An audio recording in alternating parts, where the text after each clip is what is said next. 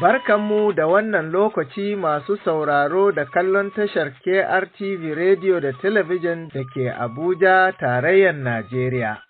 Ta cikin shirin labarai da rahotannin ƙarshen mako. Kuna iya bibiyar dukkanin shirye-shiryenmu ta manhajar Radio Garden, Telegram, TikTok, YouTube, Facebook. Mai ɗauke da adireshin Kode Radio da TV ko kuma www.kode.net. A cikin shirin namu na yau, za ku san manyan ‘yan takara 5 da za su ƙalubalanci Paul Biya a zaɓen Kamaru. Haka kuma, za ku ji al'umman Fulani makiyaya na ƙaramar hukumar Karin Lamilo sun yi Allah wadai da hare-haren da al'umman Munga Doso ke kaima makiyaya. Haka zalika muna tafe da shirin baƙonmu na mako, inda wakilinmu Abdurrahman Gidado Umar Jarumi ya zanta da Ashek Aliyu Lamido Gora, shugaban ƙungiyar malamai masu ilmantar da Fulani makiyaya game da aikin hajji, reshen jihar Taraba. Amman kafin nan ga Al'amin Gidado Jada da labaran duniya.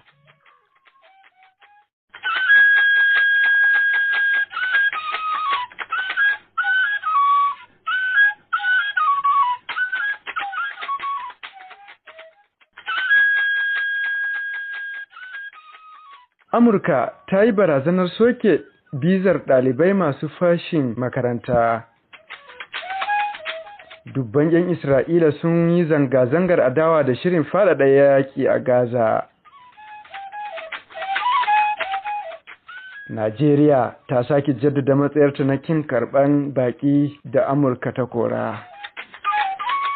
To yanzu kam a gyara zama domin jin cikakkun labaran duniya. Jakadan Amurka a Najeriya, Richard Mills, ya yi gargaɗin cewa duk ɗalibin da ke ƙin shiga aji ko fashin zuwa makaranta ba tare da sanarwa ba za a iya soke bizarsa. Ya yi wannan bayanin ne a Abuja yayin ziyarar da ya kai wa ministan yaɗa labarai Muhammad Idris, inda ya jaddada cewa bizar ɗalibi tana da sharuɗa da dole a kiyaye. Mills ya ce duk wanda ya karya dokar biza kamar wuce lokacin zama a ƙasar zai iya fuskantar korar ƙasa da kuma haramcin tafiya zuwa Amurka a nan gaba. Ya kuma buƙaci ɗalibai su kasance masu gaskiya a lokacin neman biza tare da tabbatar da cewa suna da dalilai masu ƙarfi da za su dawo Najeriya bayan kammala karatu. A nasa ɓangaren Idris ya tabbatar da cewa haɗin gwiwar Najeriya da Amurka na ci gaba da ƙarfafa manufofin saboda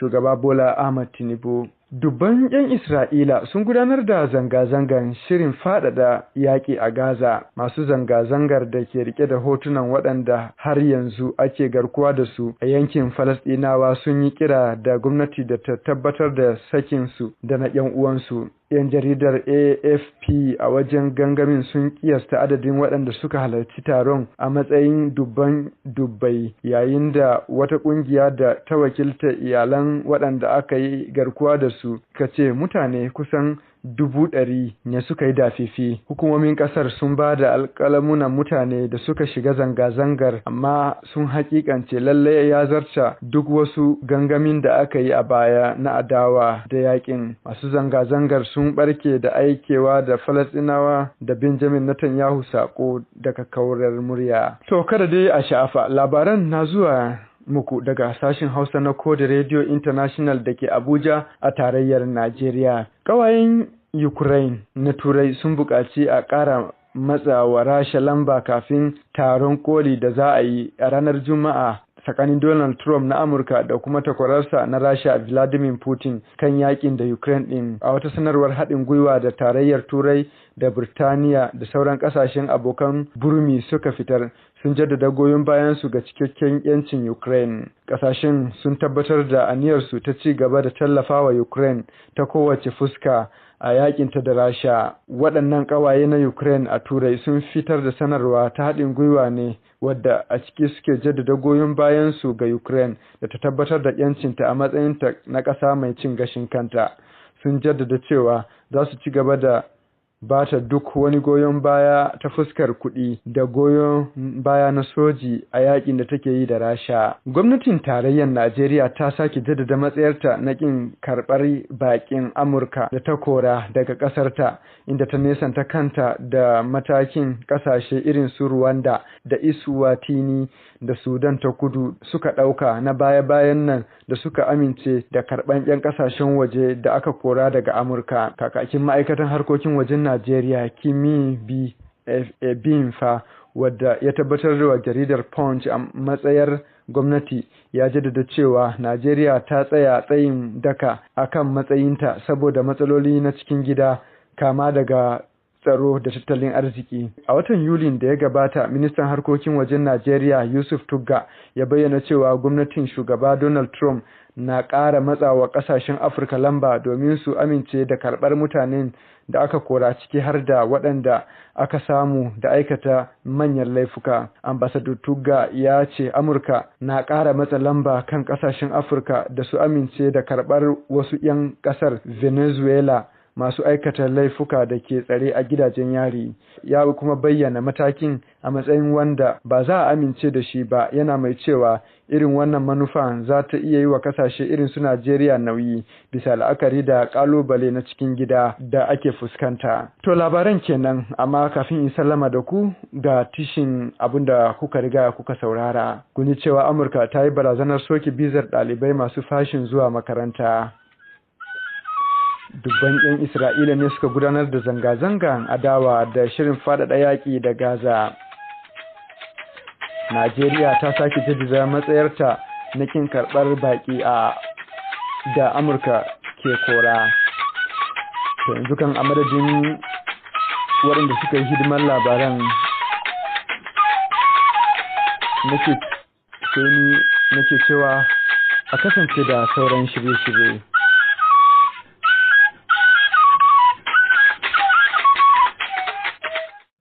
Al-Amin Gidado Ja da kenan ya kawo muku fassarar labaran duniya. Minon ka wala ko impoti min biya ay on arti on timmini ko de radio international kam sai yettore tan sai yettore Allah accu on, Allah wallu on, Allah hawtu hore meden, Allah wallu demgal fulfulde be pulako.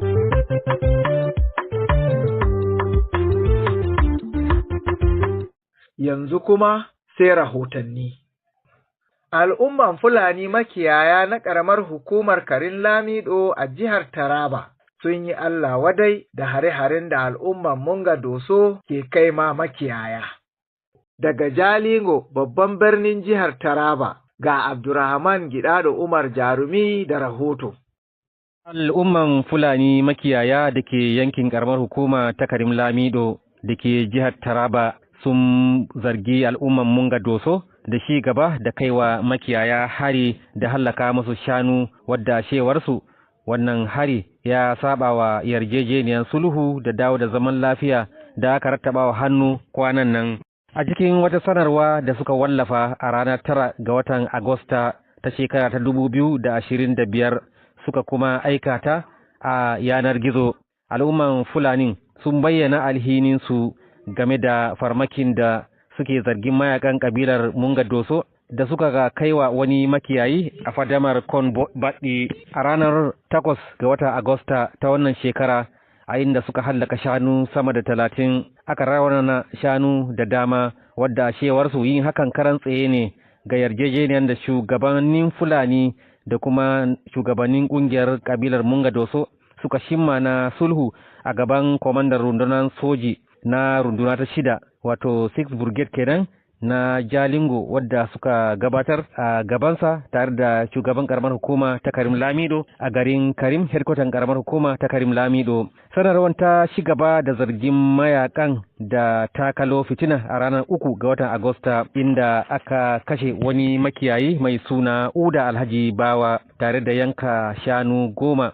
da kuma yadda 'yan sandan mobile police da ke Munga Doso ke farma Fulanin da ke neman shanukansu, wadda shine a shewarsu sanadin da aka kira taro na gaggawa a inda kwamandan soja na rundunar ta 6 wato Brigadier General Kingsley Uwa ya ba da umarni na wushin gadi akan al'umman Fulani makiyaya da su nisanci kiwo a yankunan lardin Bikun su koma yankin Karim da kuma yankin lardin Wurkun, amma duk da haka ba su rabu da bukar ba. Sanarwar ta yi kira ga jami'an tsaro da na soja da na farin kaya da na civil defense da su gudanar da cikakken bincike domin zakulo masu kawo tarnaki ga tabbatar da ɗorewan zaman lafiya da yarjejeniyar. Har ila yau an yi kira ga gwamnatin jiya da tabbatar da kawo zaman lafiya tare da sauya jami'an tsaro na mobile police da aka aiko su kawo zaman lafiya a yankin Munga Doso. Sai dai dukkan kokarin da na yi na zantawa da jami'in yada labarai na 'yan sanda na jihar Taraba wato James Lashen hagata ba da shimma ruwa ba. Har ila yau kuma na yi kokari na zanta da shugaban al'umman Munga, har ila yau hagata ba ta shimma ruwa ba. To sai dai na samu hira da Ardo Baka Ardo Tashi wadda shine babban Ardo na yankin karamar hukuma ta Karim Lamido, a inda ya bayyana bacin ransa da kuma ƙarin bayani bisa ga abin da ya faru kamar haka. To Ardo Baka Ardo Tashi a matsayin kana Ardo Fulani yankin Karim, ko za ka gaya mana matsalan Fulani a yankin Karim Lamido? Gaskiya mutane wanda suke banda da mutanen Munga suna damun mu. Kaman wani irin damun ko suke yi? To lallai a konan nan bai wuce kona uku a nan sun zo sun kawo hari yara suna kiwo sun zo sun kaskasi kanu 26. Na'am. A shekarar jiyan nan ma kiya ma sun zo sun shigo mutanen ba da wasu ma sun shigo sun zo sun kashe shanu guda 9. To aka kalla suka ce suna zargin Fulani suna masu banna a gona, ko me za ka ce game da hakan? To a nan a gefen bannan da kake ji mutum in an je an samu shanu an faffauti shanu ana koran yara masu kiwo, to shanu nan dukan sun wajen ya za su yi da gona kai. Ka san dole in an kore su za su shiga wurin gona na gefen gona, amma a nan na jiya da na shekarar jiya nan a cikin badama kawai ba batun maganin gefen gona ba. Ba batun barnan gona an kai wa shanu hari ne kenan ba tare da wani barna ba. Babu maganin barna ba. An sanarwa hukuma matsalolin da kuke ciki? An sanarwa hukuma sun je sun ga wannan wuri ma gaba ɗayan su. Na'am. Sun je sun gani. Wani sago ne kake da shi zuwa ga al'umman Fulani? Don Allah sai mu yi hakuri da wannan abin da yake faruwa. Sun ce za su ɗauki mataki a kan magana. To gaskiya kafa wannan abin da suke mun nan sun tura mu abin ya fi ƙarfi fa. Ardo Baka Ardo Tashi kenan. To gwamnatin jihar Taraba karkashin jagorancin gwamna Abu Kefas na ta namijin kokari don tabbatar da samun zaman lafiya tsakanin makiyaya da manoma da sauran al'ummu a jihar Taraba, wadda sai ta zagi dantse kwarai don haga ta shimma ruwa. Abdulrahman Gida da Umar Jarume, Kode Radio International daga Jalingo, jihar Taraba. An gaida Abdulrahman. Shin ko kun san manyan 'yan takara 5 da za su ƙalubalanci Paul Biya a zaɓuɓɓukan da ke tafe a ƙasar Kamaru? Abokin aikinmu Al-Amin Gidado Jada ya haɗa mana rahoto a kai. Kotun tsarin mulkin Kamaru ta amince da hukuncin da hukumar zaɓen ƙasar ta yi na cire sunan jagoran 'yan hamayya ta ƙasar Maurice Kambo daga zaɓen shugaban ƙasa da za a yi a ranar 12 ga watan Oktoban da take gaba, a yayin da aka ajiye ɗan takarar a gefe an sahalewa shugaba Paul Biya mai shekaru 92 yin takara a karo na 8 a ƙasar mai arzikin man fetur da ke tsakiyar Afirka. Idan aka sake zaɓen shi a wani wa'adi na shekara 7 zai iya kasancewa a mulki har tsawon shekarunsa sun kusa 100. An cire sunan Kanto ne bayan wani tsagi na jam'iyyarsa ta Manidem ta gabatar da wani ɗan takarar shugaban ƙasa wadda ya bayyana cewa jam'iyyar na fama da rikice-rikice na cikin gida. A jawabin da ya yi a karon farko bayan cire shi a yammacin Alhamis, Kamto ya ce matakin da aka ɗauka ya saba ƙa'idar tsarin mulki kuma an yi hakan ne saboda dalilai na siyasa. An gaida mutan Jada.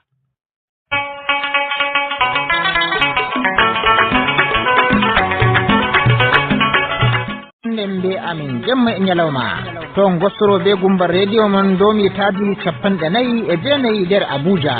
Ndarnde goo nyalde fuu wala hendu ko hoshaki hite Suudi Radio Kode International sai ummatore konde min ɗon gam onon ma gonden be amin.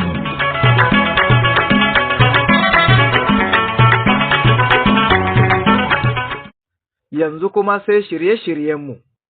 A cikin shirin baƙonmu na mako a yau, zauren ya karɓi bakoncin a Sheikh Aliyu Laminu Gora, shugaban ƙungiyar malamai masu ilmantar da Fulani makiyaya game da aikin hajji reshen jihar Taraba, inda ya zanta da abokin aikinmu Abdurrahman Gidado Umar Jarumi. A yi sauraro lafiya. Salamu alaikum wa rahmatullahi wa barakatu masu sauraro. Yanzu za ku saurari hira da Sheikh Aliyu Lamido Gora, uban ƙungiyar malamai masu ilmantar da Fulani makiyaya game da aikin hajji rashin jihar Taraba, wato Initiative for Educating Nigerian Fulani Muslim Pilgrim, a inda za mu tattauna game da matsalolin da Fulani suke fama da shi a dazuka. Akarmakallah, salamu alaikum. Wa alaikum salam wa rahmatullahi ta'ala wa barakatuh. Akarmakallah, a matsayinka na shugaban ko kuma uba na kungiya wadda ta shafi Fulani, da yake muna da kungiyoyin daban-daban, to anan me zaka she game da rikici-rikicin da Fulani ke fama da shi a jihar Taraba, musamman a yankin karamar hukuma ta Karim Lamido? To ina kira ga abin da ya shafi wato su waɗannan ƙabilu guda biyu da kuma ainihin Fulani. Shi zaman lafiya, kowa da kowa yana buƙatar zaman lafiya, kuma shi zaman lafiya bai san addini ba, bai san ƙabila ba, bai san yanki ba. In zaman lafiya yana kowa da kowa yana cikin walwalansa, haka kuma rashin zaman lafiya. Saboda haka ina kira ga su ainihin waɗannan mazauna wuri guda ɗaya. Za ka samu wasu Fulanin misali, ai wannan fitina ta jima, masu wucewa ne suka ɗan shiga ɗan gona, suka ɗan tattaɓa waɗansu abubuwa na gonakin waɗannan mutane, har gizi ya tashi dai har ya kai ga sara da kashe shanu. An zo an yi sulhu ba ɗaya ba biyu ba, amma duka ba a daina ba. Menene yasa ba a son a zauna lafiya, musamman yanzu ga damina nan? Maimakon a tsaya a zauna lafiya, kowa ya je yi nomansa ya samu amfanin gona, hankalinsa kwance da shi da ɗayansa, amma sai kaga wasu su zo su tada fitina, suna ainihin wato tada fitina nan kuma kar kai tsammani in ka tada ita kai tsammani za ka tsira, domin in ka tada ita za ta je ta shafi inda ma ba yi tsammani ba. Saboda haka ina kira bangarorin guda biyu, duka biyu, kowa yana bukatan zaman lafiya, kuma kowa yana bukatan kowa, musamman masu waɗannan Fulani da waɗannan ƙabilu guda biyu shekara da shekaru suna zaune wuri ɗaya. Saboda haka bai da wani amfani. Kuma ina kira ga hukuma, duk wanda yake da laifi a kama shi a hukunta shi. In to idan su Fulani suka samu suka sa sunan shanunsu a gonan ainihin waɗannan mutane, sannan su kuma suka sassare shanu suka ainihin wana sashi shanunsu, to dole ne a hukunta su. Rashin hukuncin nan shine yake kawo ƙarin rashin zama lafiyan nan. Duk wanda yake da laifi to hukuma ta kama shi ta hukunta shi, domin ya kasance wato na baya su kada su tada fitina makamancin irin wannan. Rashin hukuncin nan shine yake jawo ƙarin wannan tashin hankali, wannan kuma yana nan akan hukuma ne. To har ila yau me za ka yi kira ga al'ummomin guda biyu da shugabannin al'ummomin? Suna da rawan da kaga ya kamata su taka banda gwamnati? Suna da rawan da ya kamata su saka. Su waɗannan shugabannin waɗannan ɓangarori na ƙabilu da ɓangaren Fulani ya kamata wajibi ne masu haɗu su zauna su babba su shawari ɓangare duka biyu, domin a samu a zauna lafiya. Kowa yana buƙatan zaman lafiya na kowa. Su ƙabilu, shugabannin waɗannan ƙabilu su jawo matasan su kunne dangane da sassare shanun ainihin Fulani da kuma harbe shanun Fulani, su ja musu kunne. Sannan su kuma ɓangaren Fulani su harro su jawo ainihin matasansu masu kiwo kunne dangane da ainihin kiyaye gonakin waɗannan mutane, saboda a zauna lafiya. Ban abu kuma su kuma manoma su kiyaye noma akan burtoli, domin rashin burtoli nan shi yake kawo wannan rashin zaman lafiya. Domin ita saniya burtoli ta saniya yi, to an zo an yi noma har kan burtoli, za ka samu ma har kan kulta mutum zai zo ya yi noma. To saniya kuma dama a jeji take, ina ne za ta bi?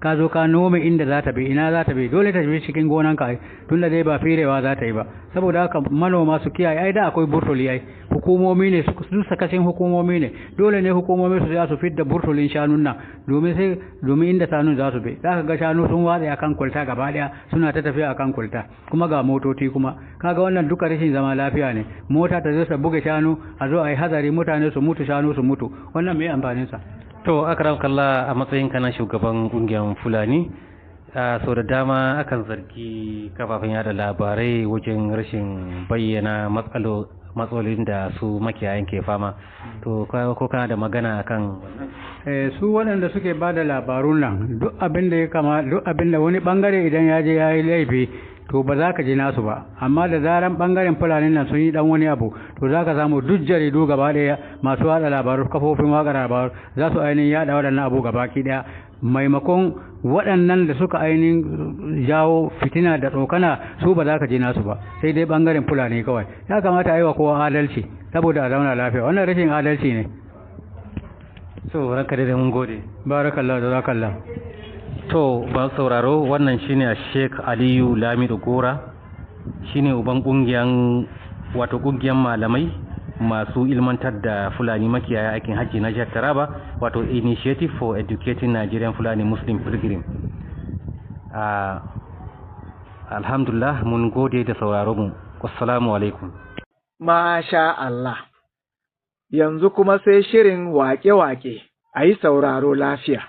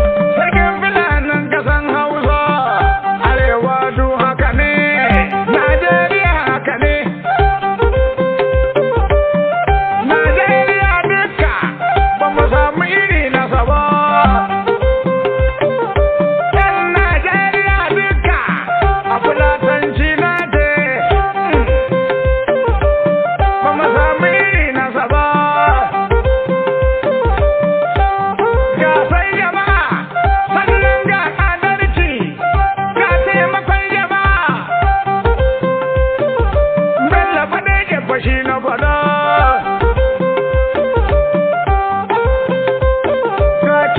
Ga kyawun lamari na Muhammadu Sani Ga'i, Alhaji Sani Ga'i, Muhammadu Sani Ga'i, Alhaji Sani Ga'i. Ciyama na gode na Fulani Moyo, Ibadun ne na faɗa. Na Fulani Moyo, Ibadun ne na faɗa. Alhaji Sani Ga'i, kyakkyawa na gari, Alhaji Sani Ga'i. Kada ku shagala, waɗannan daɗaɗen wake-wake na zuwa muku ne daga tashar Kodi Radio da TV da ke nan babban birnin tarayyar Najeriya, Abuja. Na fi nano yake ne, Suleiman na gode, rabo ya zo shi, kai fi nano haka ne, Alhaji Aliyu ba, daga tale, na tare da Sani Ga'i. Amma da gaishe ka, ta zama shi na faɗa, na ji na fi almo. Majina da fi almo na bella budar jan ashe haka ne, mun rugu cikin lamarin a kyakkyawan lamari. Ina Sani Ga'i, Alhaji Sani Ga'i. Ina manga, ka manga gaishe ka, na bella budar jan baiwa. Biki na Sani Ga'i. Alhaji Bello yalla bai, Bello bade ya dan baiwa. Shugaban Fulani na kasa duka ne. Talakai ma suka ce, mutum mai kyakkyawan lamari. Kaji matasa ma suka ce, mutum mai kyakkyawan lamari. Yoyi kama kyakkyawa ba kamar ha. Bello bai, Bello bade ya dan baiwa. Ya zo shi gari, ya sauka cikin jirgi, ya gashi gaga.